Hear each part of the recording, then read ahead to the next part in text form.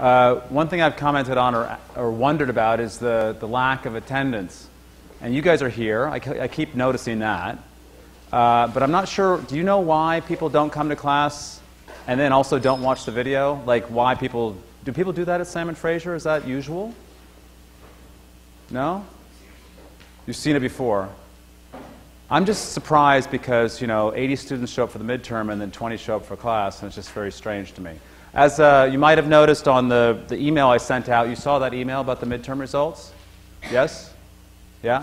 That I actually remember a couple times I had taken roll just to find out who was here. And I looked at the correlation between the people who showed up both of those times. I didn't do it every time. And their grades. And thanks God they're doing better. There's a whole bunch of reasons why people who come to class might do better. The first one is that they are good students and they go to class. And so it's not my... I don't get credit for that. It's that they're good students already. The other one is that you come to class and you learn more than when you sit at home or whatever you do when you don't come to class.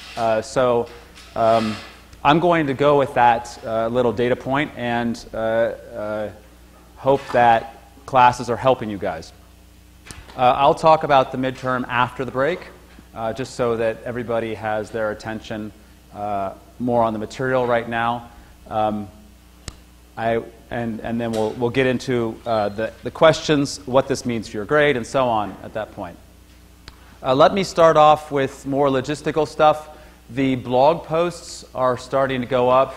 I am a little bit behind in terms of formatting them and so on, but they will all be queued. Whatever that is, 70 or more blog posts will be queued up to go live over the next 4 or 5 weeks. I'm hoping to put up 2 or 3 per day. And that's because no one's going to sit and read 40 posts in one day. And it's probably better to bring them out. They're coming out in a random order.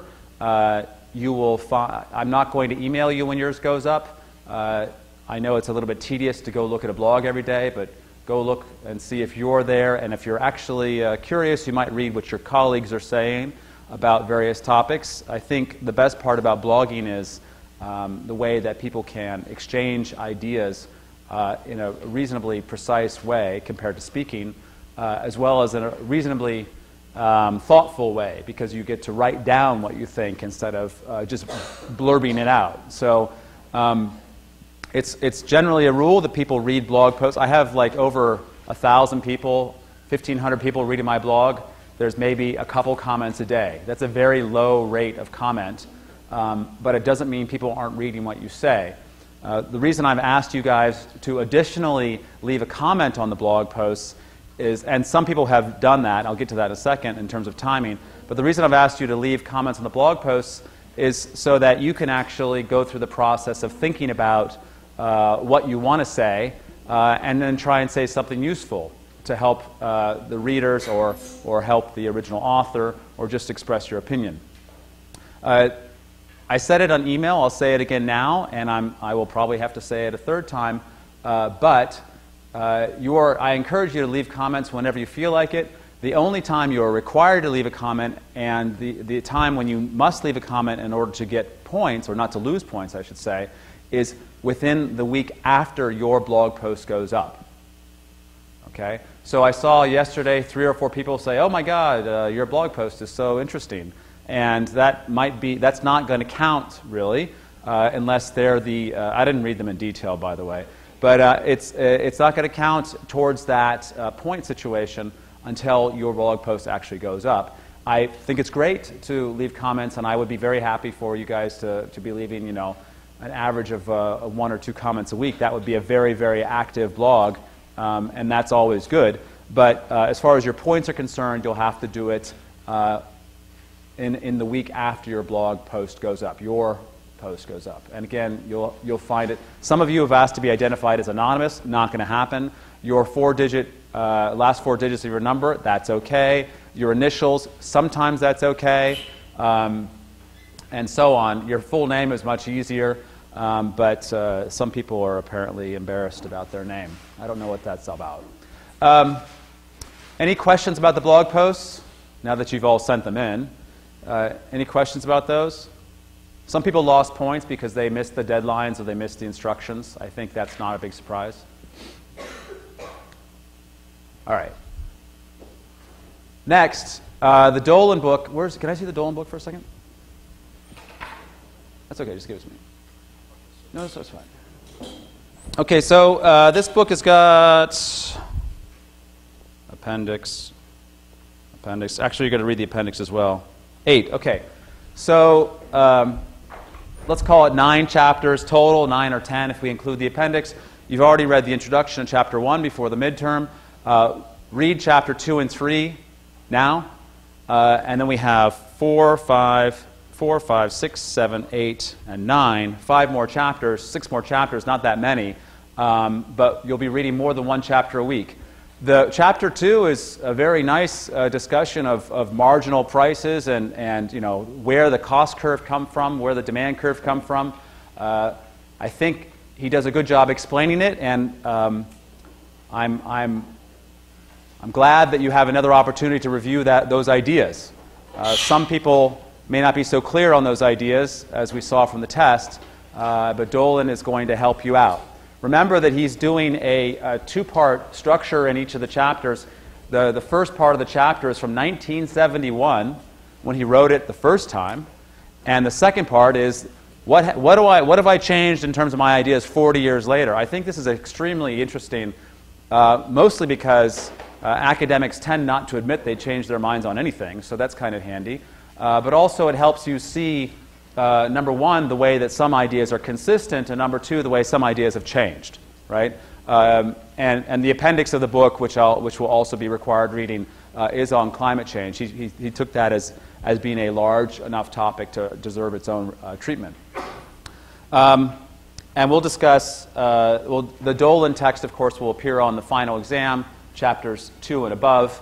There will be questions on the final exam. The final exam will not be cumulative. Okay, if you hadn't thought about that, midterm, halfway done. Final exam, other half. They're both worth the same number of points, so that's actually good news as far as all of us are concerned. On the other hand, there will be things like costs and benefits. You know, it's not like I'm going to leave costs and benefits off the final exam, so don't be surprised if that's showing up. Okay. Let's talk about water. Last week we were talking about water as a resource, and I talked about it as a good that can move all the way around our 4 boxes. We've got excludable goods, we have non-excludable goods, we have rival goods and non-rival goods. And did you guys ever see this structure before this class? You did? Some of you did? All of you did? Yes? That's good. Okay. So we've got a private good, a public good, non-excludable and rival is a common pool good, and non-rival excludable is a club good. So as I mentioned last week, water can move in any one of those boxes depending on the characteristics. What's interesting is someone asked me a question after class, well, tell me about the negative externalities or externalities. How does that relate to this question? And I've thought about it a little bit, and I'm going to try and tell you about it right now, but I might be wrong. But my impression is that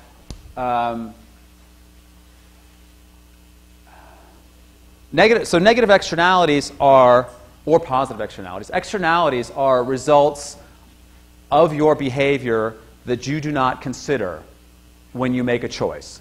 And in that sense, there is a cost or a benefit from what you do that does not go into your cost-benefit discussion, right? A positive externality is you love flowers, you plant flowers outside your house, you look out your window, you see the flowers. And everybody else sees the flowers also, so there's a positive benefit of those flowers. A negative externality is that you run your lawnmower and there's a lot of noise and your neighbors can't sleep. My neighbor actually runs his diesel truck at 6 o'clock in the morning to warm it up in Vancouver, believe it or not. But it's, he runs it for 6 o'clock in the morning while he's in the shower, so he doesn't even hear his truck, but I do because I wake up, and it's this loud diesel. And that to me is like a perfect example of a negative externality. When I brought it up with him, he was like, and I don't care. So he's also an asshole. And assholes tend to produce negative externalities. This is kind of a one thing leads to another, right? Nice people probably produce positive externalities because they go around, leaving flowers here and there. So, where do the externalities come in this category? In some ways, a common pool good we can think of, I'm going to go and, run my diesel and create noise, and if quiet or silence is a common pool good, it's non-excludable but rival, right? You create noise, makes noise for me. So you can have a negative externality with a non-excludable, with a common pool good. A private good is kind of strange because it's excludable, right? If you have your cup of coffee with the lid on it or your bottle with the lid on it, it's difficult for me to accidentally affect your cup of coffee. On the other hand, I think that when you have, for example, water pollution, so I do something, I wash down the driveway and oil goes in the water and the water goes into the drinking supply, and then you drink or it goes in the river and you drink the water. The water has gone, is still the water course, the waterway is still a common pool good. It is shared in a way because it's non-excludable because my runoff is going into that water supply, right? And then maybe you get it in your bottle of water. So if the water is polluted when it comes in and it gets bottled, then it's coming from a common pool source because it's rival in the sense of being pollutable. Right? If it was non-rival, then the pollution wouldn't matter. Okay? There's an expression in water that the solution to pollution is dilution. But if you put in something that's really strong, the dilution won't work. So the solution to pollution is not dilution if it's strong, meaning that it's a common pool good. Oh, now I put it in a bottle, I'm making it a private good, but we failed to privatize it correctly, if you want. Right? We put the water in the pipe that comes to your tap, but it's dirty. So you don't want dirty water. The water company shouldn't be selling you dirty water. So it's not clear that that's a negative externality from the pollution or a failure to provide a private good.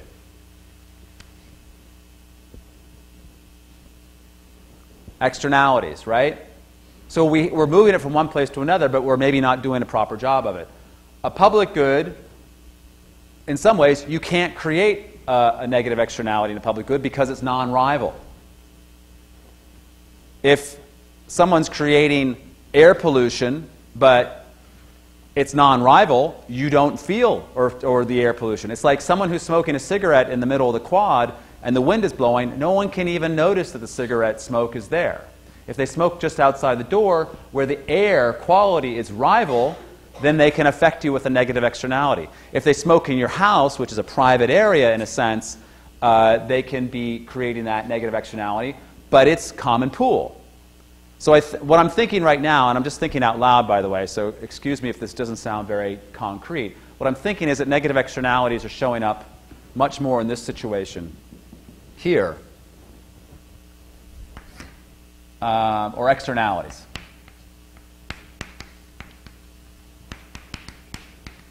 If I plant flowers in my garden and it's excludable, then you can't see it, right?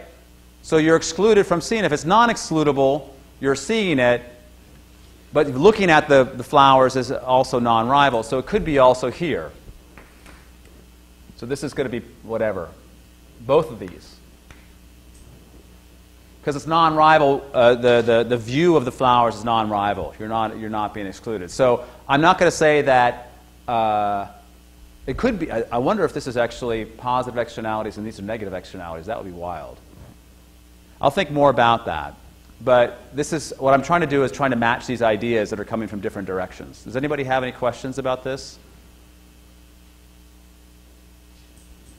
The reason this matters is not because we want to use these words in a very careful technical sense. The reason it matters is because we do know that once we classify things, it helps us manage them, right? If you have a problem with a common pool good, oh, we can change it into a private good or into a club good, and that will reduce the problem. That will help us manage the problem. If externalities are fitting into this same framework, then we have a way of dealing with negative or positive externalities. That's the reason I'm bringing this up right now. I'm not trying to twiddle you with new ideas or new words. Keep that in mind. I'm going to do more work on that. Okay. Water pricing and water as a good, as a rival good, question mark. Homework for the David. Okay. So water, as I was talking about last week, can be a resource and it can be also an environmental good. It's a resource as a private good or as a club good. It also could be an environmental good, which is putting it in this non-excludable. So this here tends to be water as a resource and water as an environmental good.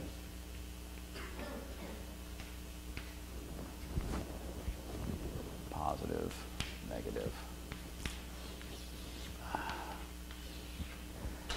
And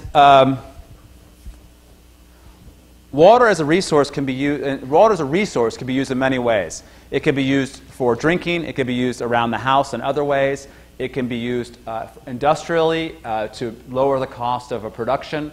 In Alberta, of course, the very famous question of how they use the water to produce oil from the oil sands is on people's minds.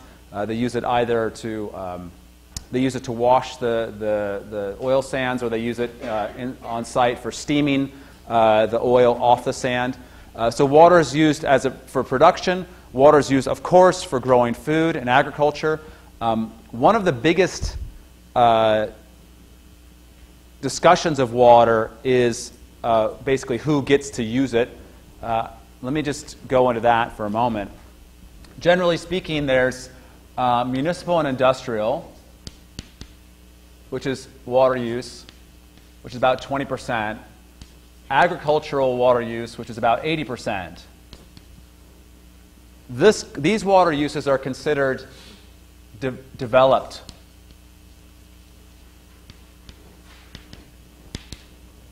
They're developed because humans are controlling those uses. The water is falling from the sky, being captured by people somehow behind a dam, out of the river, from underground, and then used for municipal and industrial. Municipal means mostly it means houses, offices, city offices. Industrial can mean food production. Silicon chips and potato chips is one of the expressions, right? So municipal and industrial. This is developed water, but we have another kind of water which is not included, environmental water, which is not included in this calculation or in these percentages. And then there's another question of thermoelectric. The thermoelectric consumption of water is controversial. I'll start with that, and then I'll get back to environmental water. Thermoelectric power plants use water for cooling. You're burning coal or you're burning oil, and it's creating a lot of heat. You want the heat because you're trying to create electricity, but you also need to maintain temperatures within the facility, so you use typically cold water. The most common, whether it's fresh water, sweet water, or salt water, the most common thing to do is bring in some water, use it to cool down some stuff, and then dump it out again as hotter water, because water can carry a lot of temperature with it, a lot of thermal inertia. The problem with that, as far as some people are concerned, is that hot water is not necessarily good for the environment, not necessarily good for fish and plant life. Boiling water is not good for people either, right? So on the one hand, there are some very rare circumstances where hot water is showing up and everybody's happy because they can have a hot tub kind of experience. On the other hand, it can be quite bad for the environment, which is used to having colder water. So this is called thermoelectric power plants produce what's called thermal pollution. right? They're putting out heat, and that can be bad for an ecosystem. Otherwise, that water is not consumed. It's passed through. So either it's passed through and volumetrically the same amount of water comes out, so it's not consumed, or it comes out hotter. This matters because people who are accounting for water will say, oh, thermoelectric doesn't use any water. It doesn't consume any water. But literally, if you talk about these numbers here, this number is about half of this. It's huge, huge volumes of water are being diverted for thermoelectric. So no consumption is a little bit strong because they have a big impact. You have rivers that will be half drained temporarily by the thermoelectric power plant, and then the water is returned at a higher temperature. For ecologists, this is an impact. This is something to worry about. For thermoelectric engineers, it's not something to worry about. So that's controversial, let's say, that area. And the thing that's important also about this is that from an economic perspective, it's rational to use all that cold water to cool down your plant because it's free. In many cases around the world, the cost of diverting water from a river is zero because the government says you're not even using it. We have laws about consumption. We have laws about consumption, but if you're not consuming it, then you don't have to get a permit, you don't have to pay for it. And so the plants say, great, we'll just make a huge pipe with a huge pump. We'll just suck all the water out. We'll put a little mesh there to stop the fish because we don't like fish in our pumps. And then we'll cool it down, and then we'll dump it out again. So financially, it costs them nothing, but there is a cost in terms of this thermal pollution. There is also a cost potentially in terms of affecting the flows of the river, right? This can be an issue. But I'll just tell you that in some places it's more sensitive than others. The other time this matters is when there is actually no water. If there's a drought, or if other users are taking water out of the river. So if these guys take water out of the river and there's not enough water to cool the plant, then your nuclear power plant has become a risk, right? And it has happened more than once, and it will continue to happen, that power plants, especially nuclear power plants, which are very temperature sensitive, will be shut down because there's not enough water in the river. And that is a problem that's coming from not just human consumption, not just drought, but also climate change, which is making water flows a lot more variable and therefore a lot less predictable. The solution to this problem, the solution to thermal pollution, the solution to excess diversions, the solution to excess dependence on those waters is to spend money on capital equipment, right? So what you do is you've got your power plant here and you've got your river here, and when they do what's called once-through cooling, they just put a pipe that goes through the plant once through the plant, and they just heat it up and they drop it off again. But if you have less water, or you have to pay for extractions, or people are worried about thermal pollution, then what you would do instead is you would take it into a cycle inside the plant and then put it out after 10 or 15 cycles, 100 cycles. What you do is you install a bunch of machinery, it moves the water around, it cools the water inside the plant so that it can be reused again. This is much more expensive than just once-through cooling. On the other hand, it gives you, it reduces your consumption or your diversion of water. It increases the reliability when there's not a lot of water around. This will matter to anybody in this business in the future. It's a very big topic for water consumption, and water is a resource. So that's thermo. You've got pollution, thermal. Thermal pollution's diversions. And it's free, which is a big question mark whether or not it's free. Environmental water flows are interesting because they were not actually a topic of interest to people except in the last 50 years or so. right? In the past, water in a river that flowed in the ocean was water that was wasted. If it wasn't used for agricultural production, if it wasn't used in the cities, then it was a waste of water because it's going wasted into the ocean. The expression is literally wasted. And what that meant is that governments, when they allocated water, this was not consumptive. When they allocated water, they said, well, this should be 0, and this should be 80 and 20. Because the environment is like, it's there, it'll take care of itself. Like the fishery situation, there's too many fish, we can never affect it. There's too much water, we can never use it up, right? My book, the book that I wrote a couple years ago, was called The End of Abundance. And the whole idea was that when water is so abundant, like air, that we don't even have to think about breathing it, then we just use as much as we want. But when you run out of abundant water, then you have a real problem, because maybe you're not ready for that. Maybe your institutions, your laws, but also your culture and your traditions are not ready for that. So we wash our toothbrush with the water running is for some people it's a habit, right?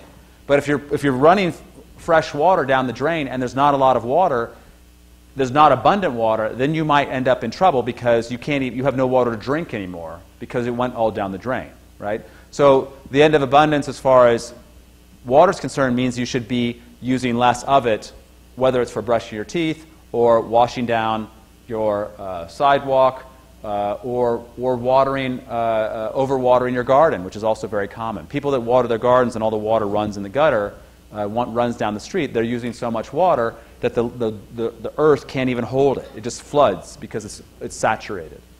So the end of abundance as far as humans were concerned is, oh darn, I can't brush my teeth. As far as the environment is concerned, it's called dead fish, right?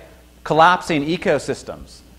And some of the hippies got all upset because they like seeing ecosystems and rainbows and waterfalls and so on. In fact, most of us like seeing waterfalls. We like seeing lakes. We like seeing birds and so on. But ecosystems also are extremely valuable to people. They help us in many, many ways that we all of us should know that now. But even 20 or 30 years ago, there was not a lot of agreement on whether or not ecosystems benefit us. But if you have a wetlands used to be called a swamp, right? This is a branding problem. A swamp is a place that you go get diseases and crocodiles and die, right? You don't want to go to a swamp. On the other hand, a swamp, which is now called a wetlands, is a place where water is cleaned. It's a place where fish are born. It's a place where birds and insects and fish are all interacting. So there's a lot of there's a big food pyramid going on there. So it produces the swamp is going to produce food for people. It's going to produce clean water for people. It's going to protect coasts from flooding. A lot of coasts in the tropics, and I'm thinking Vietnam especially, but also Indonesia. The coastline where the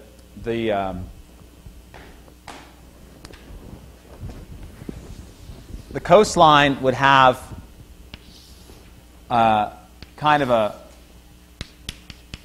buffer here, which would be mangroves,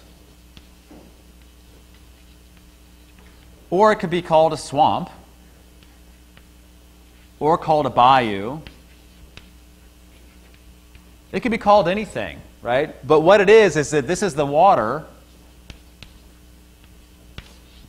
and this is the land, and there's this in-between zone here, which is it's a combination of plants and water and dirt, and it's when the water comes in, it's all wet. When the water goes out, it's all dry. Have you seen something like this?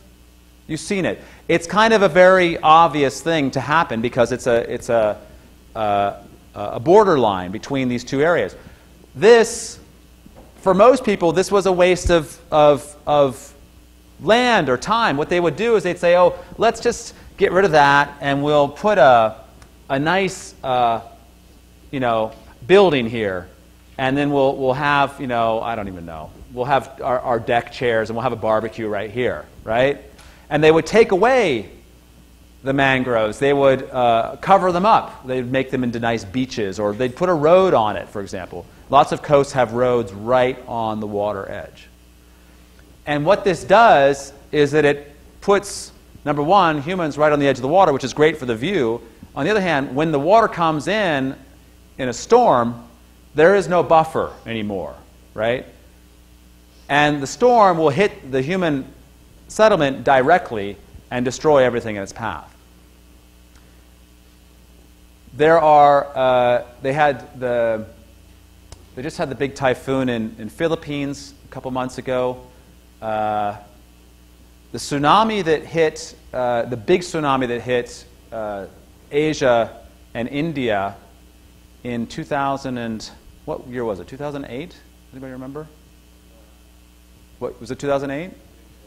So, I don't even remember the death count. It was well into the hundreds of thousands of people died. And a tsunami is a very large wave. So if you're going to be on the beach and get hit by a large wave, you're going to be in trouble. And what happened is a lot of people, because of population pressures, had moved, or because of just being tourists, they had moved down to the beach. So there's all these tourists with the video camera. Ooh, look at the big wave. And then boom, you know, they just get killed. So we didn't see those videos, actually, because the cameras got washed away. But, you know, we went so close to the edge here that when nature struck, it was very damaging to people. Yeah? I was hearing rumors how like the first wave, the fish would be on the beach, and then people would run To get the fish. And then the second wave came through, and it just Killed them. I think one of the things that happens is that's one thing. The other one is that the water draws out a long way. And people are like, ooh, look, stuff. And they go out there to look at the stuff, like a sunken boat. Ooh, there's my boat. And they go out and then they get smacked, right? So now they've posted tsunami signs like, you know, this is go to this elevation and so on. In some ways, if you look at the way that, who here comes from a city that is over 100 years old? Less than 100 years old. People are not raising your hands. Hello. You guys, I can see you not raising your hands. You don't know? Don't know. What would you guess? I'm going to ask you. What would you guess? More. Okay, you can raise your hand now. More than 100, raise your hand. More than 100 years old. Okay, less than 100 years old. Now, if you're from a place that's older than 100 years old, if you go to the old part of town, maybe it's on a hill. Or maybe it's close to the water supply. Or maybe it's close to the river bank, right? Because the first place that people would move when they start a settlement is a place that is safe and convenient. Hopefully both, right? When Hurricane Katrina hit New Orleans and the rest of that southeast coast of the United States in 2005, the area of New Orleans that was not flooded was the French Quarter, which is several hundred years old. The French Quarter was settled that long ago, and the French didn't necessarily settle on a hill because the French people like hills. They settled on a hill because they were living in the middle of a swamp, right? Louisiana is a large swamp. And so if you live on a hill, you're get above the water, you're not going to get flooded, and so on. When Katrina came in, guess what? They didn't flood the French Quarter very much. It was damaged. And people are like, oh, all the tourists and the rich people are getting taken care of. But that is because it had been settled a long time ago as a safe place. The place that got destroyed in Katrina, famously, is called the Lower Ninth Ward. And the Lower Ninth Ward, I looked this up when I wrote this book of mine. The Lower Ninth Ward used to be a fishing village. It was actually, people would live on houses that went up and down with the tides, right? I've seen places like this, especially lots of countries have settlements like this where people are living on boats, fishermen usually. And the Lower Ninth Ward was not, they didn't have streets, they had docks, right? And the water would go up and down. So 100 years ago, people understood that that area was a flood zone. Then they took away the buffer and they built a bunch of houses and they said, hey, poor people, you can come and live on this nice, cheap land, which is, by the way, below sea level. And lo and behold, they get wiped out by the storm. it's not because nature discriminates against poor people. It's because poor people live in places that are more dangerous. Because it's cheaper, right? There's the economics of that. Of course, the poor people would like to live in the French Quarter, but that's expensive, right? So the economics of land use are very much related to the safety of the land, and if we try and live in places that are not safe, then we end up getting we put ourselves in danger. That's the idea here. And doing this, removing all the mangroves, removing the swamps, removes those buffers that are protecting us. Every country has this problem, right? Living on the coast, living right on the edge, because it is a nice view. 9 years out of 10, it's a nice view. On the 10th year, you get flooded. So you have to kind of choose how to deal with that. Some people, they build their houses on stilts and so on. And that's actually, that reminds me to bring up another point about this problem. If you know that you're going, so the cost benefit of this discussion here is very much relevant in terms of, or it's very relevant in terms of the economics, because what we have is, say that someone is going to cut this down and build their house here, so they have a private benefit, but then the storm comes through and harms these people, right? Because there's no protection in front of them. And they're literally, those are the poor people, let's say. So the rich people build their house on the waterfront, and the poor people used to be protected behind here, and now they get flooded. And let's say, even worse, that these guys build their house on legs, so the water goes right under their house and kills all the poor people, or floods all the poor people, right? That's not crazy. It does happen.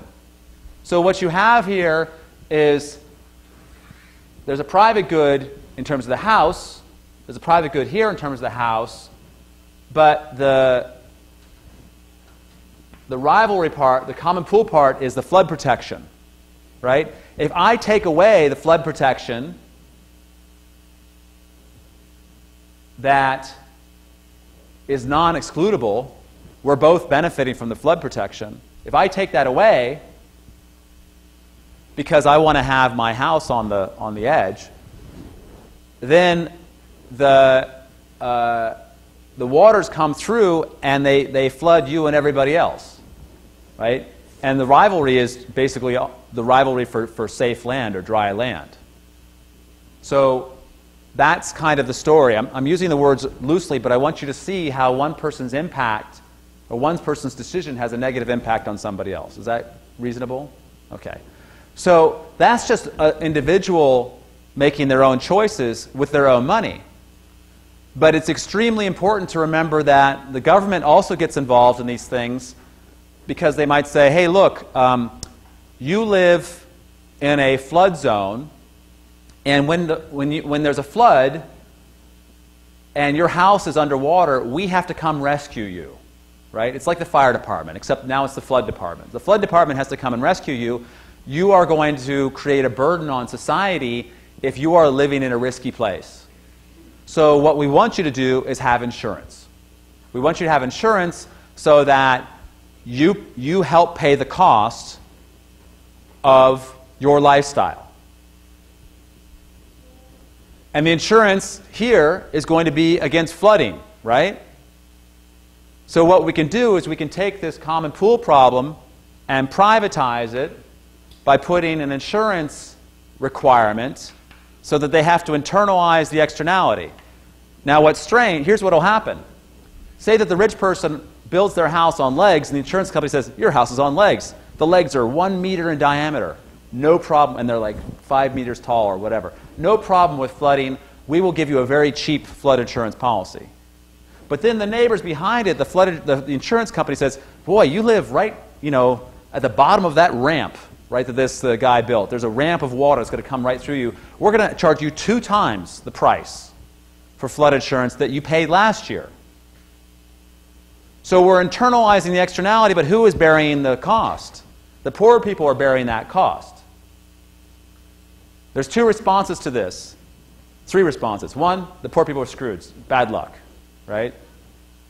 The other one is the government will come in and subsidize the poor people by paying for their insurance, which is not really a good idea because it distorts that price signal that we were talking about.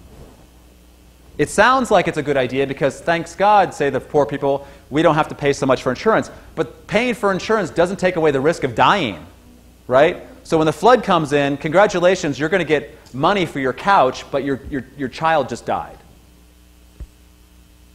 So insurance doesn't make everything whole, right? So there's a wrong price signal from subsidized insurance. One is you don't have to have it, so we have a problem. Two is you pay it, and if you pay it, then in some ways you're internalizing the whole cost.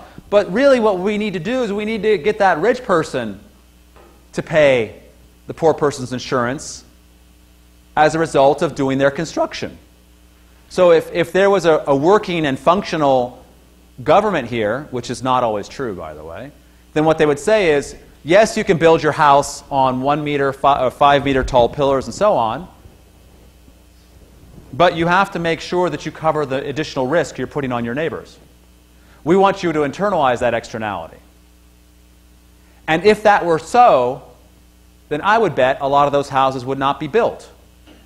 Because one person's flood insurance on that house is not the same as the 50 people behind who are going to get flooded. Does that make sense? Is that you see where that's going? Because maybe that guy's going to pay $5,000 a year for flood insurance, but the flood insurance is $1,000 extra per year for 50 houses. That's $50,000. So if we try and internalize the externality, we go back to this not happening and this being intact. This is intact, and the risks are back to where they were before. The risks are normal. So we can use an economic instrument to align private benefits and reduce negative externalities. Or we can subsidize flood insurance, and then people will do things that are not going to work out very well. Right? There's lots of examples of problems from subsidized flood insurance. And the aversion of that is the government does not care at all. Go ahead and build there. No big deal, right? So if the government doesn't care at all, this happens in developing countries quite often, where some German or Italian guy will say, I want to build my villa on the beach or whatever. And the government's like, go ahead, you got a lot of money. And then they do that, and they might build a breach, right, in the mangrove. And then the rich German guy has his fortress on the beach, and all the poor people get screwed. They get flooded, right? There's a governance failure there. There's a failure to align the costs and the benefits. If you look for this situation, you see this pattern over and over and over again. In the United States, there's one house on the beach. I don't remember where this is. I should look it up. There's a house on the beach that is subsidized through government insurance, and the house has been rebuilt 10 times. Gets flooded, rebuilt. Flooded, rebuilt. They just keep giving the guy money. It's a $2 million house that's worth $100,000. Right? Because the government says, yeah, sure, we'll keep taking charge of you. The reason this happens is why? Why does the government keep providing cheap flood insurance to these people? Who is paying for those floods? Let me ask you a simpler way. The taxpayers, right? So what we have here is a very traditional problem of political economy,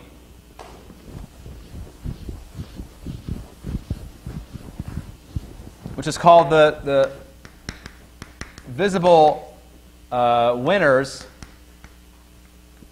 and the invisible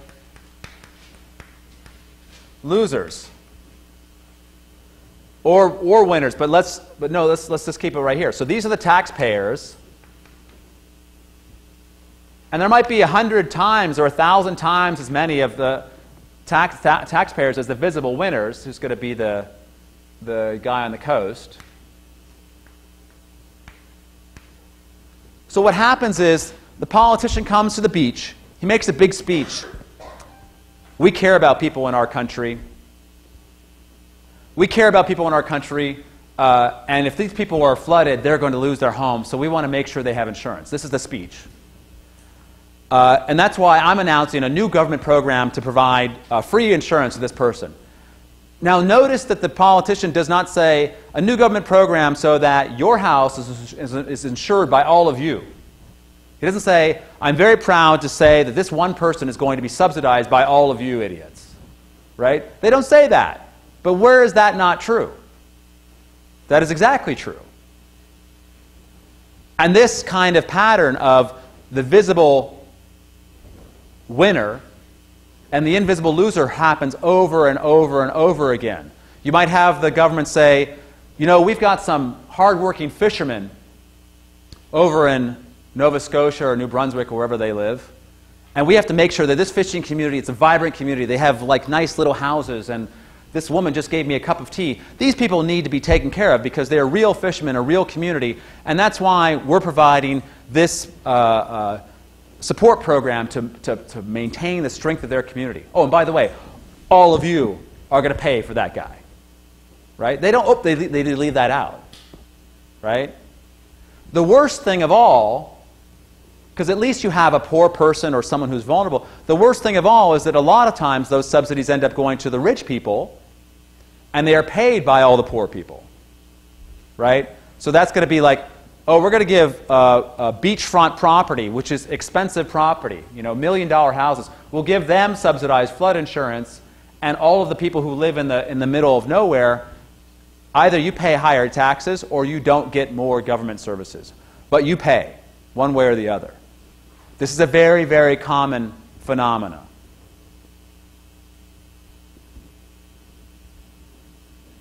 I said it before. It was in the news again. There's a big discussion of the cigarette business around the world. I mentioned it in this class, I think, how the Chinese government makes a lot of money off of cigarettes. About half the male population or half the population of China smokes cigarettes. I'm not quite sure.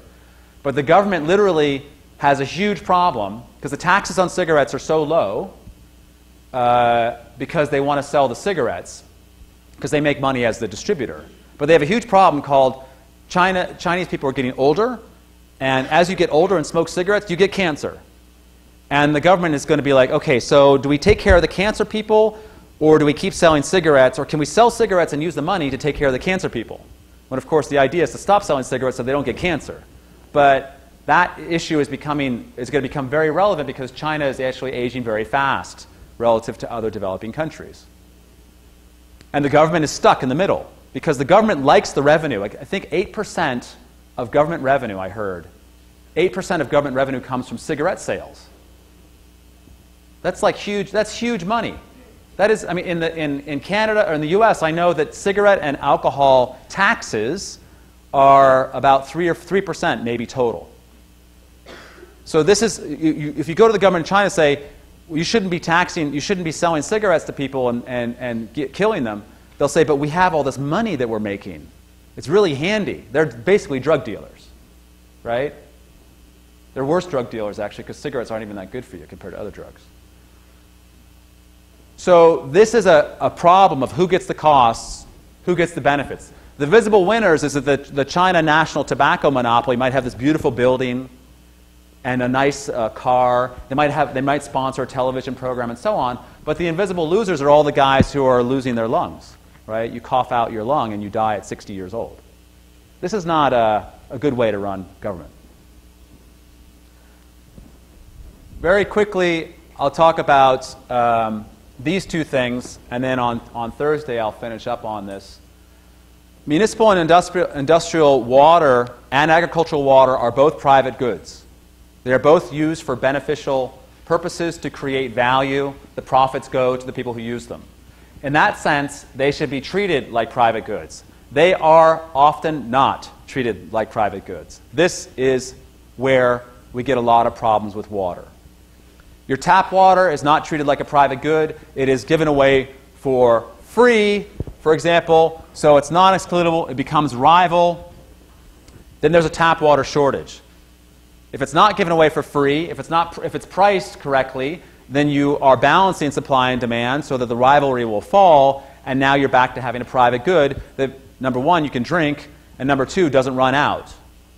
If you go to developing countries where they have poor quality water or poor service, 3 hours a day and so on, or less, I just looked this up, 40% of the inhabitants of Cairo do not get water, they get water for 3 hours or less per day. 40%. That's 17 million people in Cairo. Roughly, what is that, about 7 million people, 6 or 7 million people. They have to turn on the tap in the morning, hope the water comes out. There's no water. Okay, I have a bucket from last night. Now I can flush the toilet. Oh, and I'll take a shower also in a bucket because the water service is not run sustainably in Cairo. Agricultural water, it's exactly the same problem in terms of being a private good, but it's managed in a much different way because agricultural water is not provided at a price usually to people at their tap, like tap water is. Agricultural water tends to come from a river, it tends to come from a lake, it tends to come from groundwater. People have the right to take that water out of the environment.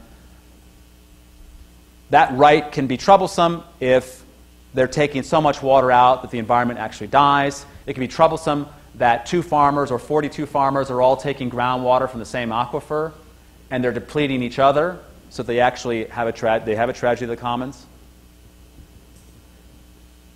And it can be troublesome when agricultural water users pollute water that people downstream want to use, right?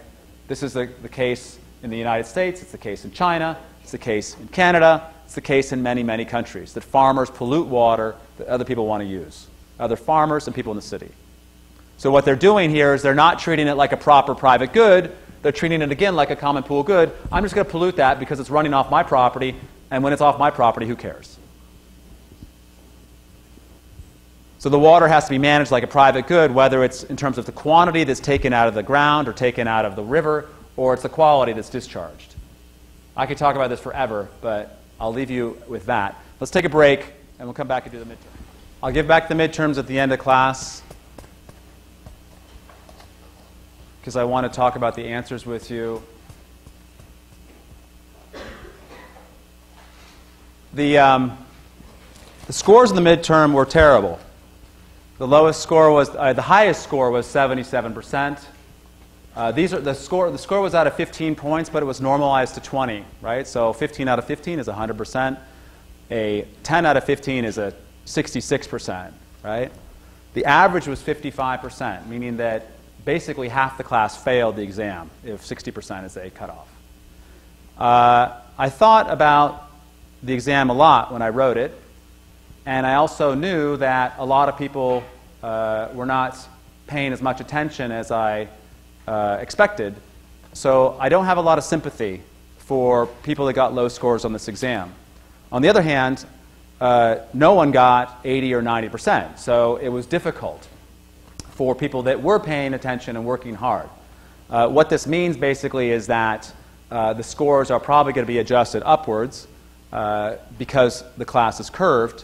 But it also means that a lot of people should be paying more attention to these ideas. And it might be because I don't write nice, complete sentences on the board, or I don't refer to Chapter 3, Figure 2 in my lectures.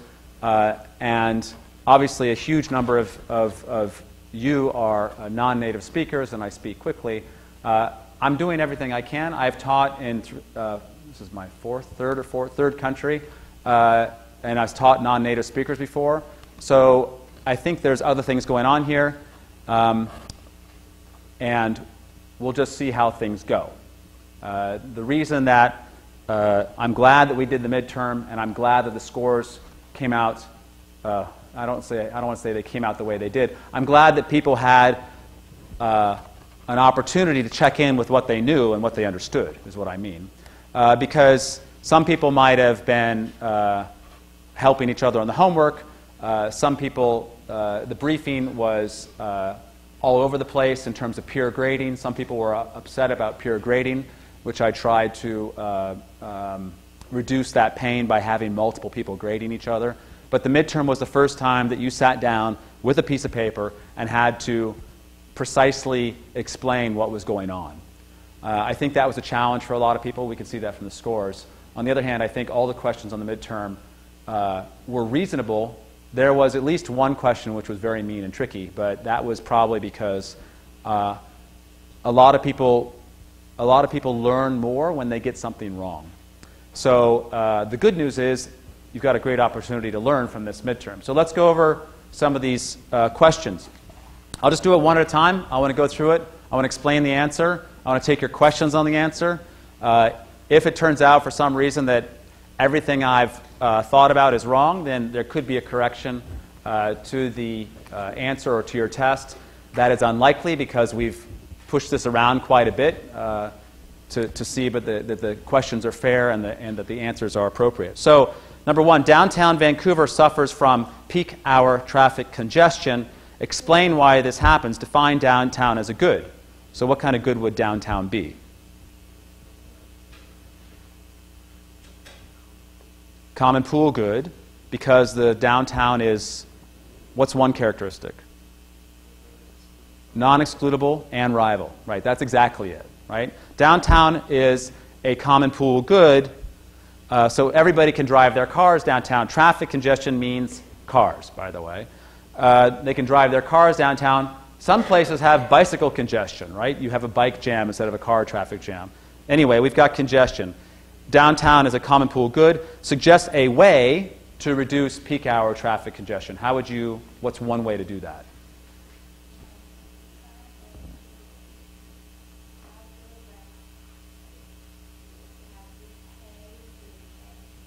Right, so you have a fee, right?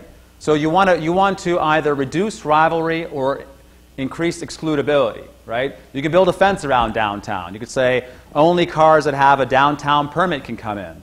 Or you can reduce rivalry by putting a congestion charge in place. Literally a congestion charge. They're called congestion charges.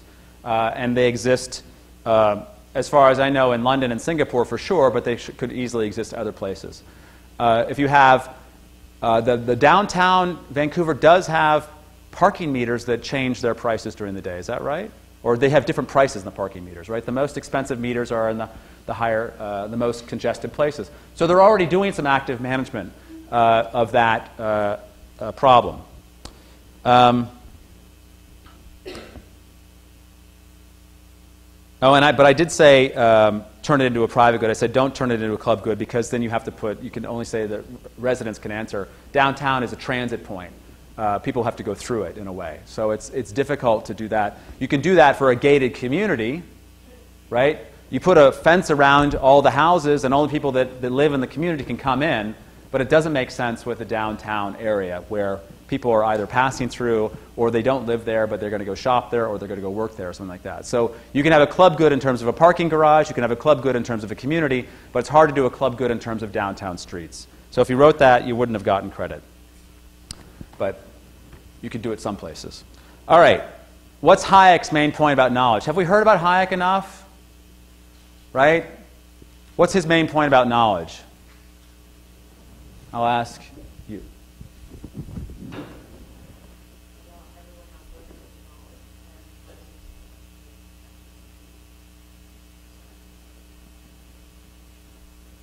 Everyone has limited knowledge.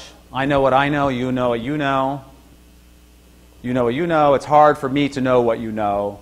But then also, the second question, which is you got there, what instrument allows us to share knowledge is prices, right? Now, a lot of instruments allow us to share knowledge. Some answers apparently were popular was communication allows us to share knowledge. That's true. It's not necessarily the instrument. It's certainly not the instrument that I was talking about over and over again with Hayek, right? So if you did not say prices, then you missed basically an easy one because that was what I kept saying over and over again. Prices transmit information in a very concise, efficient manner. If you go online and you say, I want to buy beatbox earphones or whatever, and you click shop, and you have 52 vendors, and the lowest one is $52.92, and the highest one is $255, you know, I want the cheapest vendor of the thing I already want, and the price helps you find that vendor. Then maybe you'll see, is this person got good reviews, are they ripping off people or whatever, but often you'll say, good price, reasonable reviews, I'll buy it from that person. right? That's how online commerce works around the world. That's how offline commerce works. You go in the market, you say how much are your tomatoes or how much is your chicken or whatever. You do want to understand quality, but the price is a very strong signal. Price can actually be too strong in terms of quality of things like food, right? Because people will buy, oh, that's cheap food, and then they get sick because it's crappy food. But price is a very important way of communicating this information among people. Yeah? No. The question is, what instruments allows us to share this knowledge? Transaction costs?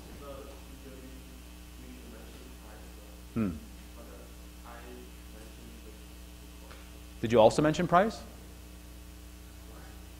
Probably, if you didn't, then you would be in trouble, right? Transaction costs affect the rate at which prices are transmitted, right? But also they affect the actual price. So I can buy a pair of shoes for $10 in Shanghai, but shipping is $40, right? So the transaction cost is expensive. But I've got a price and I've got a price. So the whole thing is the price, called $50 for buy the shoes online that comes from Shanghai, or only $30 if I go to Surrey or whatever, right? So that, in that sense, the price is still what you want to talk about. Okay? Transaction costs are sometimes captured in price, but they're not captured in driving to Surrey unless I price my time, right? Or I price the fuel, or I price the whatever you want to call it. So transaction costs should be included in price. That is information that you want to include, but it tends to be up to you. All right? So that's all that paper was about. That's what I was trying to get you guys to understand.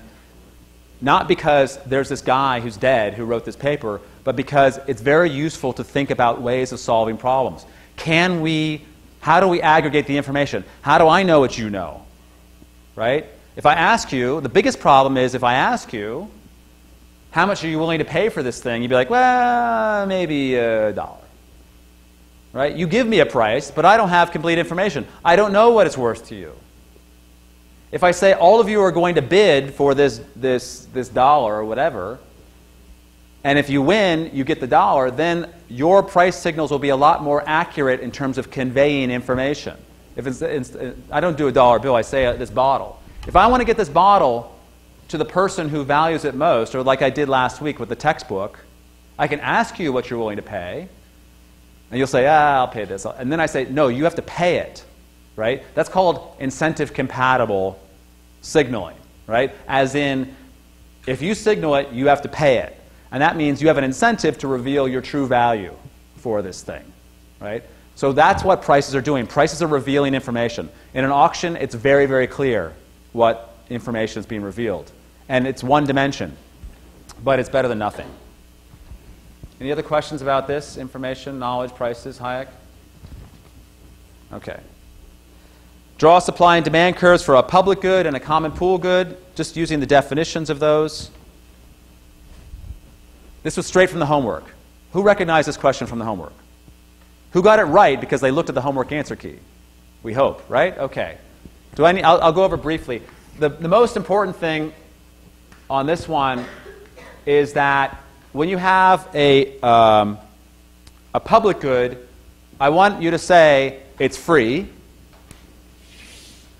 and it's got this much supply, and the demand at that price of free is less than the total supply. Right? Non-rival, non-excludable, there's plenty of it. That's really what you need to know. The fact that this doesn't show up on the normal supply and demand curves that people use every day is important. What that means is that the ones that we use every day, guess what? Are not public goods. Right? They're private goods. The club good one is similar, except that supply only goes to here. So what you have is a quantity that's like this, but the price, is this a common pool good? Which one did I say? Common pool. The price of the common pool good is 0 because the common pool good is non-excludable. Price is 0, Demand at price of 0 is here. Supply is here. So there's a gap. And I said, show rivalry. This is the rivalry. So there's a rivalry based on this gap, but this is the cost. This is the cost of the rivalry. I'm not sure exactly how Hossein grade show rivalry, but the cost of the rivalry is that vertical bar there, and it's not money. The price is 0.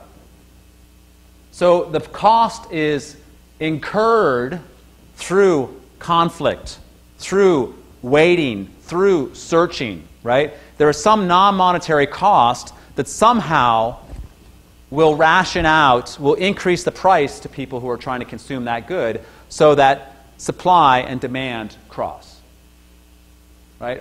So supply and demand in economics, they cross at an important point. That's what we want to pay attention to. Where do they cross? What does it mean? In the public good case, it crosses at a price of 0, and supply and demand are equal, so we don't have a problem. In the common pool good case, there's not enough of the good at that price of 0, so we have rivalry, and the rivalry is going to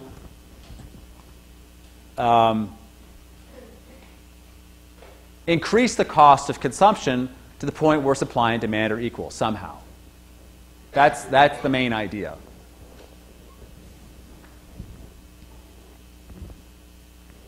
Yes? Say that again? Supply is short, yeah. Hmm.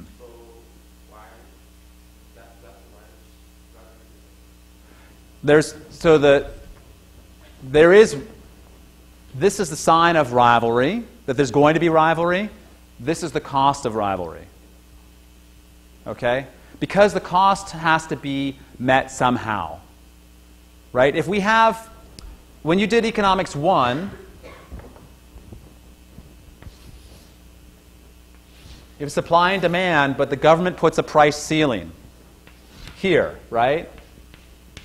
So here's supply and here's demand. Remember that from a price ceiling? Here's the gap.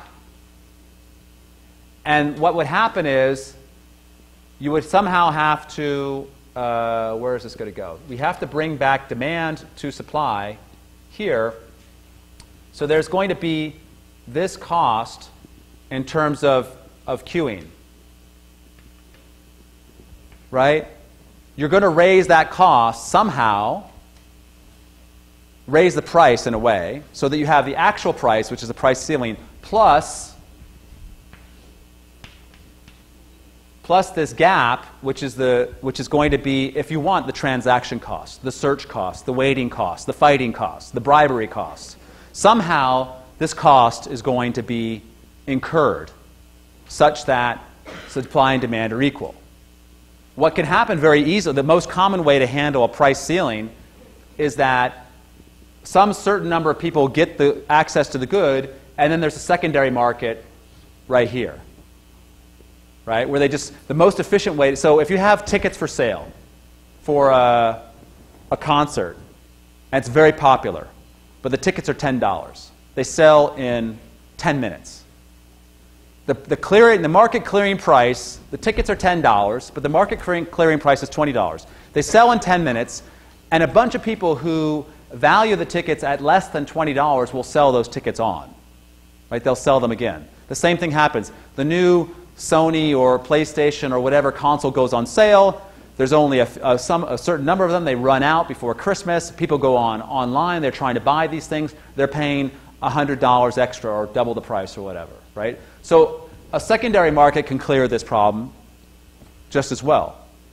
In this case, because it's a common pool good, it's non-excludable. You can't privatize it. Right? So there's conflict about getting it. But the same principle applies. There will be additional non-monetary costs to raise that price up to consumers and clear the market. This happens when you go to the Starbucks on campus and there's like 15 people in line. You're like, I don't have 20 minutes to wait for a stupid line. You walk away, right? There's time, there's queuing, there's rivalry right there. If Starbucks, between classes, Starbucks should double their coffee prices, right? Because people say, whoa, $5 for coffee, I'm out of here, right? Tim Hortons would get more business, but Tim Hortons would have even longer lines, right? So there are ways of clearing these things, monetary and non-monetary.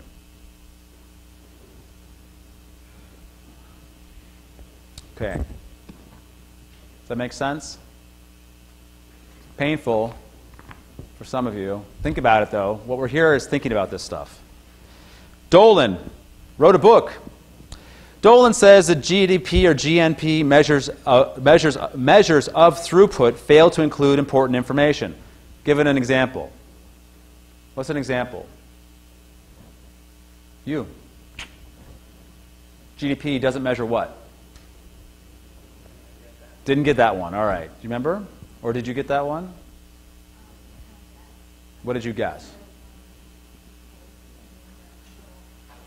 Environmental problems is good. Equality is also good. It's a much more complicated idea. What basically to explain, but you know, GDP captures the value of goods and services that are sold in the cash economy.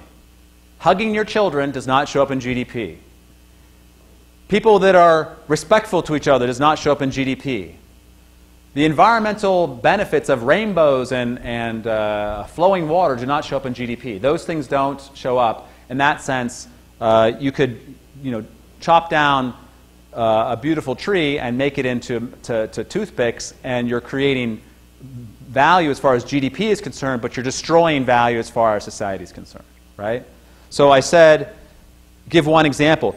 The answer key says GDP does not measure well-being, as in happiness. It misses the value of leisure, informal work, time with family, environmental degradation. It misses positive and negative externalities. I wrote GNP, but it doesn't matter. Gross national product, gross domestic product. GNP may go up if you buy a gun and kill someone, right? You buy the gun, you know, there's some merchandise, you shoot someone, the little hospitalization, they have to buy some land for the dead person and all that stuff. So GDP goes up if you kill people. May go up when you mine for gold but kill an ecosystem. There's lots of perverse examples you can come up with. Okay? This is actually really relevant because politicians pursue GDP because they think voters like it when they pursue GDP. This is actually a known issue in North America, but boy, is it a big hot issue in China, right? The party is growing the economy, but there's this huge environmental cost which is not showing up anywhere. Or it is showing up somewhere, right, in terms of rivers that are dead and so on. But the party now is sitting there thinking, okay, so now people are getting rich and they like having air they can breathe and water they can drink, so now we have to think about, should we balance out? So what the first country in the world that might switch to, if you want, full cost accounting might be China, because it would make a whole bunch of policy changes look better statistically. We're losing economic growth in terms of building cities and goods and so on, but we're gaining environmental value, and we'll show you all those numbers. That would be a great excuse to do that, to switch it over. It should have happened a century ago in the United States and Canada, a little bit late. The Europeans have this intuitive way of thinking about it, but everybody calls them communists. Socialists, I guess, right? Socialists, you love your trees. So that's the problem with GDP that he brings up. It's a major, major issue in terms of policy. Okay, question 5. Any questions about that? Question 4? Question 5. Your oil-producing company uses an internal discount rate of 6% to decide whether to invest money today for production in the future. And I wrote specifically, production occurs in the U.S., which has no carbon tax. I wanted to say that oil production has a negative externality that is not being priced. That was a big signal there.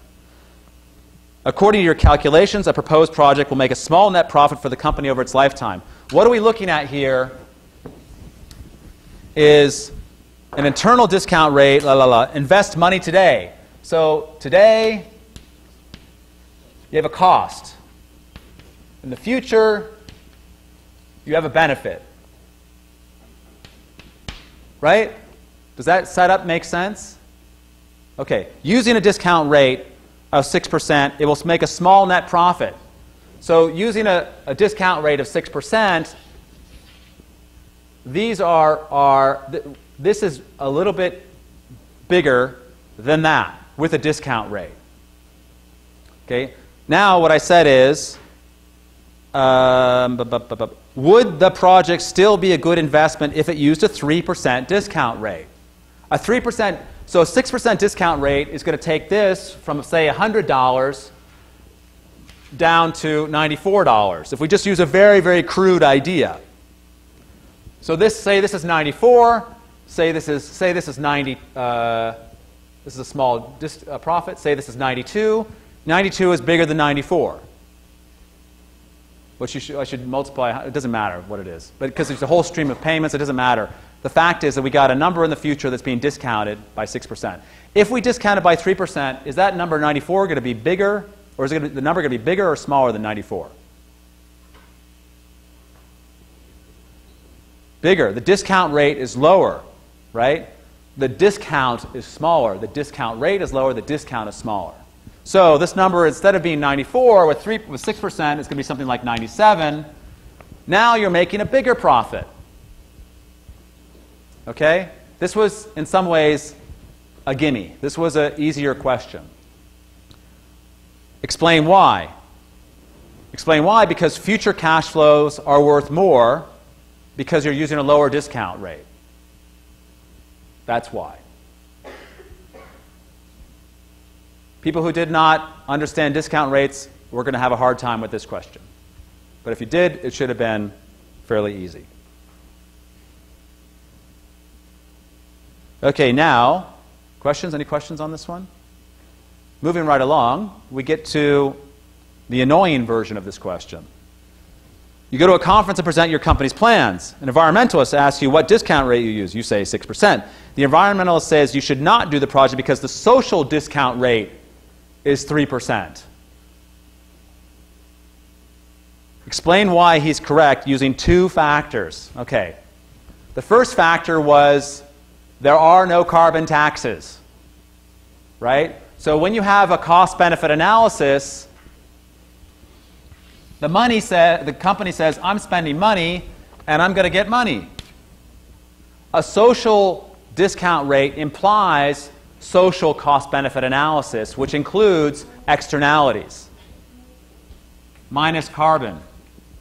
So the first problem is going to be, wait a second, did you include the cost of carbon in your calculations? I said explicitly, no, you didn't, because there's no carbon tax or no carbon cap and trade. So what that means is that the future benefits are going to be lower because of the carbon emissions.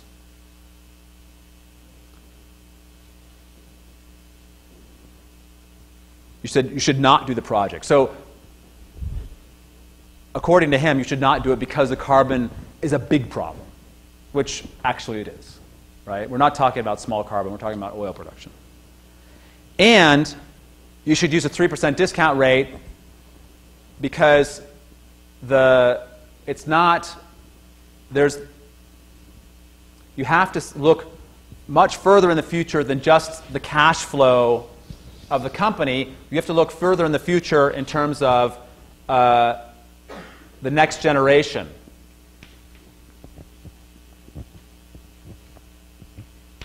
So you have extra costs that are falling on extra people. There's two reasons why you want to bring this in, right? And the discussion of social discount rates, which is the number one topic that came out of the Stern report, I think was... The Stern report was written by a UK economist, and there was endless discussion about the discount rate he used. I believe he used a discount rate of 1%. The financial market discount rate was 5 or 6%. People said 1% is way too aggressive. It puts way too much weight on the future. So what we have here is something that has to be weighed and then the weight to use. That's why there were two factors. There is the actual values and there's the discount rate you apply. The 1% discount rate puts a huge weight on the future. If the discount rate is 0, a cost or a benefit 100 years from now has exactly the same value as a cost or benefit today. If the discount rate is 10% or more, it's nothing. It's just really nothing. It's not worth worrying about. But as far as climate change is concerned, low discount rates are what bring the future values into the present. Okay? This is a very important point. I believe I said it in lecture, did I not? We talked about discount rates, social discount rates, who incurs them.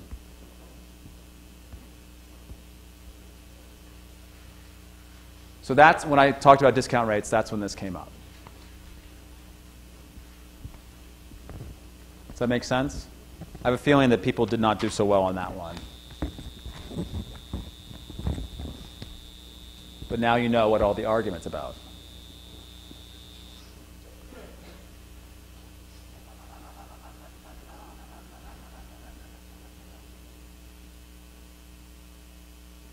Yeah, I put a note in the answer key here about environmental goods being converted into private or club goods if you want to use price to manage it. It's very difficult to have a private environmental good, but you can have, you could have your backyard. You can have a little fish pool. That's a private environmental good, or a club good. You can have a private nature reserve or whatever, right? So some people brought this up as a way of discussing this question. It's not easy to have private environmental goods. Okay, Professor Reynolds, the fisheries lecture. He mentioned, this is straight out of his lecture and his slides, he mentioned that the Food and Agriculture Organization classifies fisheries as non-fully exploited, fully exploited, or overexploited. Non-fully exploited, fully exploited, over.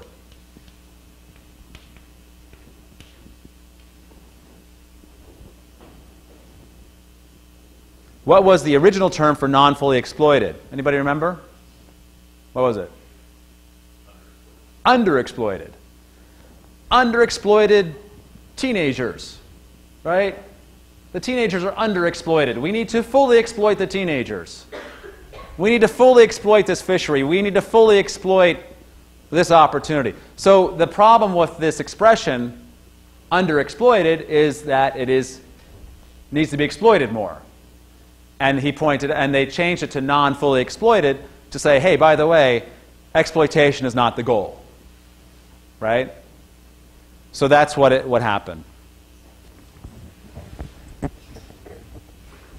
This is a very important example of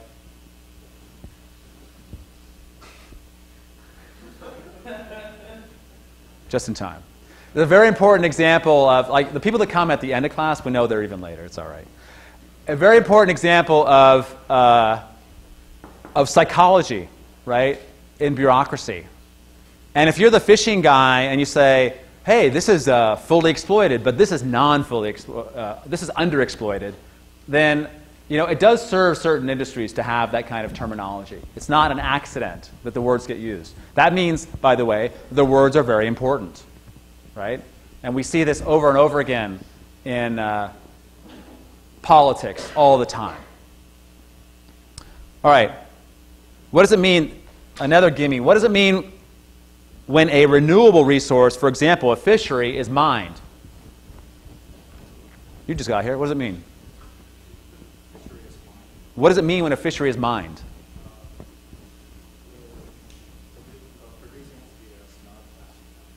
Yep. Not fast enough compared to what? The what?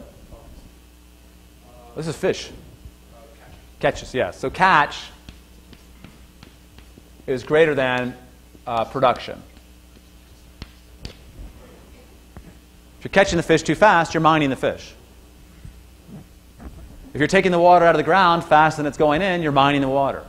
You're treating the renewable resource like a non-renewable resource, and in the end, you will eliminate it.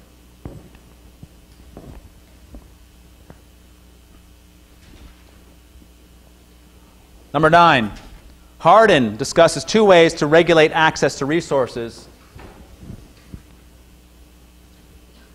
private property or government regulation. What is an additional way? Additional way that we stole from the Nobel Prize winning female political scientist who died a couple of years ago named Ostrom. What did Ostrom talk about as a way of regulating access to resources?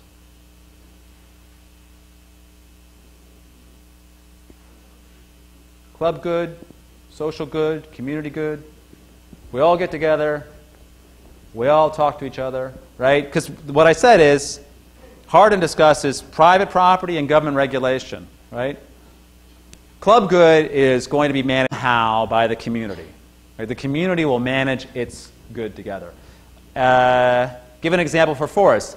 The community will, you know, I don't know if I said this in the lecture, but if you chop down the tree, everybody's going to hear it, right? But everybody has to go and help you. Have a tree chopping party, right? And then we go bring the tree. It's like, okay, Bob, you know, you can chop the tree down, and we'll all bring the tree back together because we all agree you can chop down the tree that we all own collectively. That's an example. There could be 100 different ways of doing it, managing club goods, because communities come up with very unique and effective ways of managing their goods because it's based on local institutions, local conditions, and so on. Is that clear enough? Okay. Hardin, back to Hardin. Hardin suggests that moral awareness will lead people to have fewer children. Moral awareness. You will realize that you should not have children because you will do the right thing. The tragedy of the commons, his solution to the tragedy of the commons in terms of population was people will realize they shouldn't have children to help everybody else out. This, I think, I don't know if that's ever worked, but that was his idea. Name two other forces. That I discussed in class, using examples from Taiwan and Bangladesh that will lead to lower birth rates. I wanted you to bring up those examples, right? In Taiwan, what I recall is I talked about women getting wealthy enough or children becoming expensive enough that the opportunity cost was either I can't afford to pay for their education or I can't afford to take time off of work. One way or the other, the cost of children had risen in Taiwan. In Bangladesh, it was because women were getting education, women were getting rights, and they were saying, hey, I don't think I want to be a baby factory. Oh, also there was the, sorry, it's true, I took it here. Maternal and baby health improved. So the poor women in Bangladesh don't lose so many children. You don't have to have a dozen kids you have to have a dozen kids if you're going to lose 9 of them, right? Your target is 3. But if you're going to keep 3 that are born, you only have to have 3, right? Very painful for the women, but that's how it works. So better care for the women, more important than the education thing. Better care for the women was what brought the birth rate down because they knew their kids would live. It's still quite high relative to our countries, but it's lower than it was.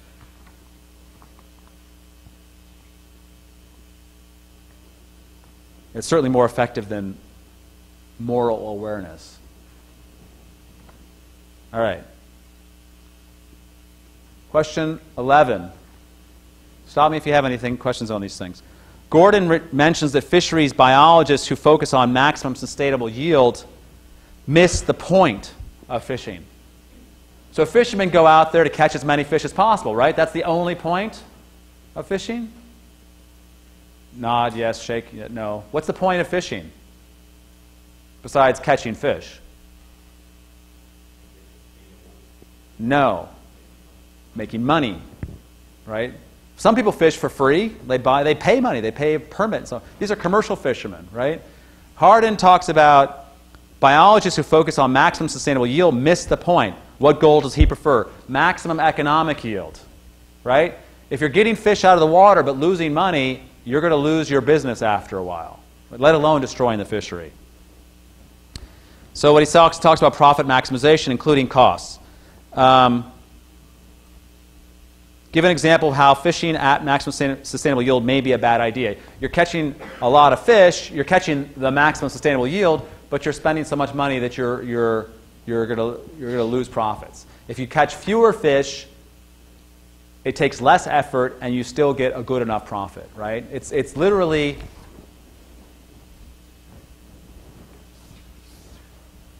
We talked about this. This is the curve of maximum sustainable yield. Here is where you're going to get the maximum profit.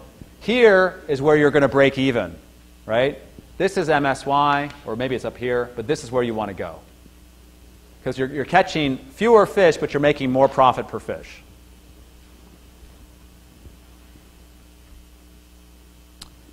The government, question 12. Everybody hated this question. The government has to choose between two projects. Project A produces $100 of social surplus and employs 100 people.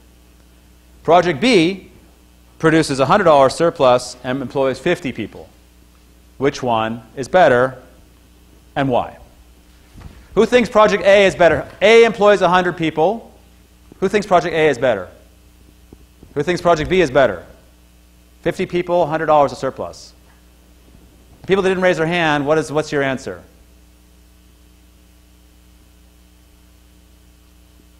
Did you raise your hand, or you didn't raise your hand?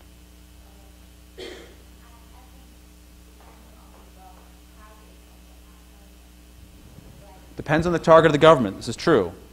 The government has to choose between two projects. Mm-hmm.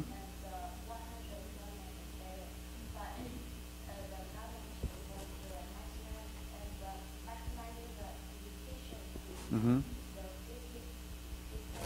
So if the government wants to maximize employment, a 100 people project is better. If the government wants to maximize efficiency, then 50 people producing $100 of surplus is better. Right. That's actually the logic that two sides of this answer, like people gave one answer or the other. They're both wrong because the answer is neither project is better because $100 of surplus is $100 of surplus.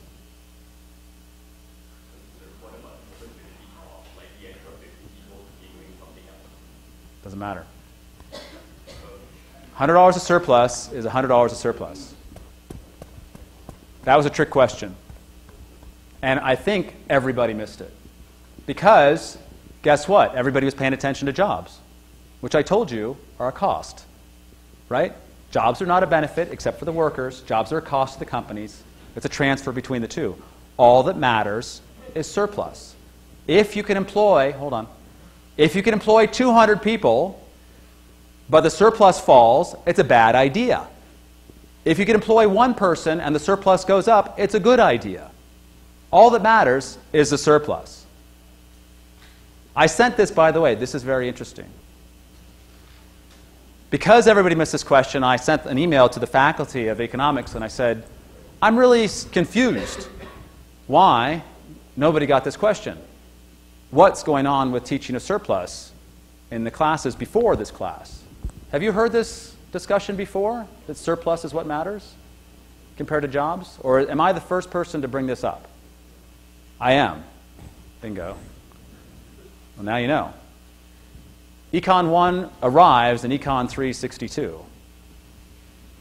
Or Econ whatever it is, 101. So, really, remember that the whole idea of surplus includes costs, opportunity costs, benefits, families, happiness. Everything is included in there, right? Because we have a cost and we have a benefit, and all of this area is the surplus. Workers are a cost. This worker comes to work, gets paid a wage, there's a surplus that's here. This cost includes time away from his family, the opportunity cost of taking a different job. This cost includes building the factory, using the cement. All these costs are all under the curve here. Those costs are accounted for. The benefits are up here in terms of the surplus. There is no benefit up here. This is the value, right? So if the surplus is $100, then the surplus is $100. That's all. Calculating a $100 surplus is very hard. It's almost impossible. But if I tell you that the surplus is $100, you can trust me. Okay? If I tell you, give me money because I'll give you a surplus of $100, maybe you could be a little more skeptical, right? But on the exam, if I say it's $100, it's $100. All right, now, your question. Or still, do you have a question? Are you all right?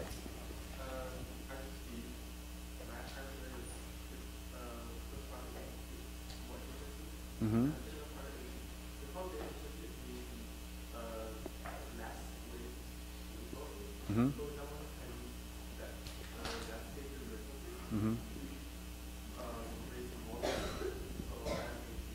That's a nice explanation, and it's wrong. Okay? You said it's more efficiency, there's more resources, there's fewer workers, there's more workers. Look, I could spend a huge amount of money on capital and have one worker who does this all day, right? Or I could have no capital spending and hire 1,000 workers and they're all like climbing on top of each other because there's no chairs. I'm going to sit on this worker, right, because there's no capital here. You can substitute capital for labor. So in fact, you don't know anything about the production function. What you know are there are some workers around, and you know that the social surplus, which defines all the surplus. I didn't say consumer and producer, I said social surplus. The social surplus is $100. That is like bingo the answer. And I agree that it's annoying that the answer is neither, but that should have been apparent. Because you would have said, social surplus is $100. All right. Question 12, very popular question. Okay, question 13. A company builds an oil pipeline to bring oil from A to B. This was related to some of the things I read on people's briefings. Some of them I was a little bit concerned about.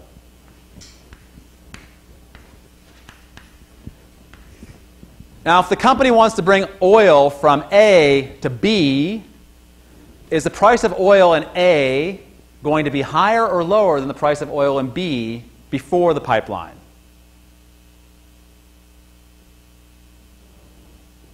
A is higher or lower than B? The price.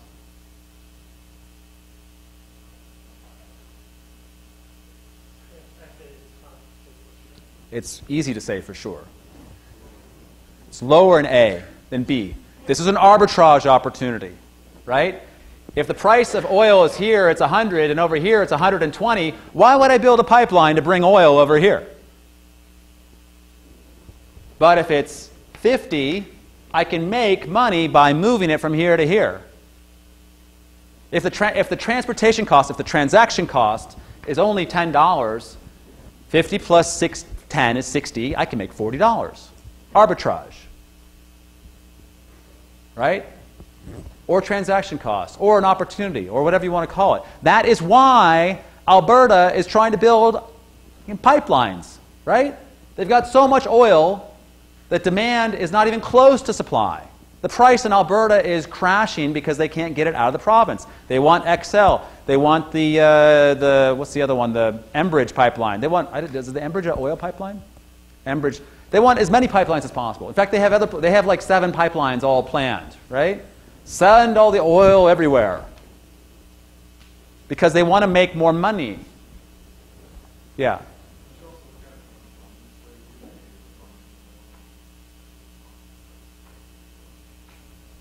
Yes.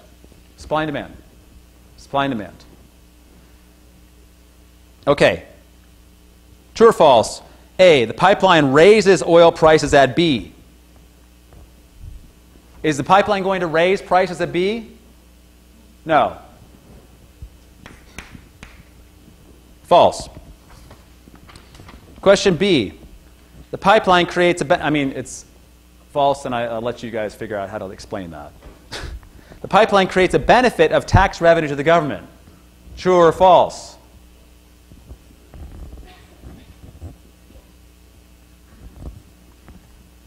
False.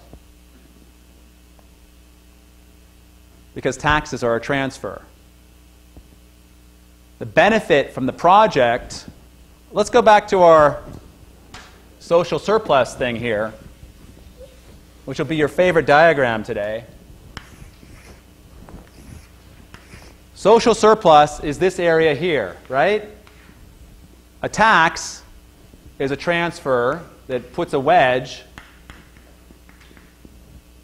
that transfers money from some people to other people. It takes money from the people who pay the taxes and gives the money to the people who receive the benefits of taxes. It's not a benefit. The project creates the benefit. If taxes created benefits, the government would just say, I don't care what you're doing, give me money. The government's job is to create the conditions under which you can create a surplus, and then they take some of that revenue from you and they use it for in theory, public goods. In practice, corruption, right? But taxes are a transfer. They are not a benefit. The project is the benefit. This, again, this is a question that many, many people missed. It's not, now you as the government might see taxes as a benefit to you as the government, but we are economists. As economists, we need to think taxes are a transfer, jobs are a cost, etc. In some ways, jobs are more of a transfer as well, but jobs are certainly a cost as far as companies are concerned.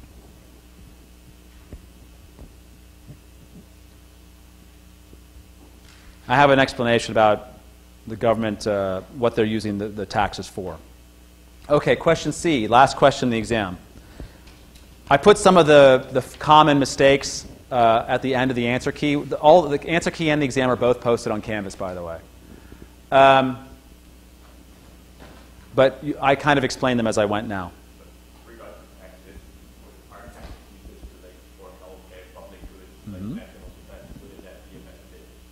If it's used that way, we don't know that. In reality, governments may use tax revenues for private purposes. For example, subsidy to car drivers or bike riders. If I get a subsidy as a bike rider based on your taxes, there's no public benefit, right? I got free tires from the government program for free tires. Private benefits. So the government, we didn't talk about what the government uses the tax money for. Governments are very good at I come from a country where the government is very good at wasting money, right? So the whole discussion is wrong in terms of benefits, right? Taxes, the first thing you should think is taxes are a transfer. Then you should worry about whether there's benefits or costs or whatever. Okay, question C. House prices will rise in areas where well-paid workers live. Well-paid workers. The workers are getting extra money. Demand for housing will fall or rise. Rise, yeah? More income, more money. So the workers will bid more money for the houses, which is why housing prices in Calgary are higher than zero, and then the prices will go up.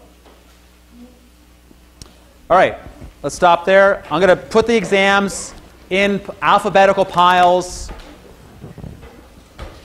up here. Here's A.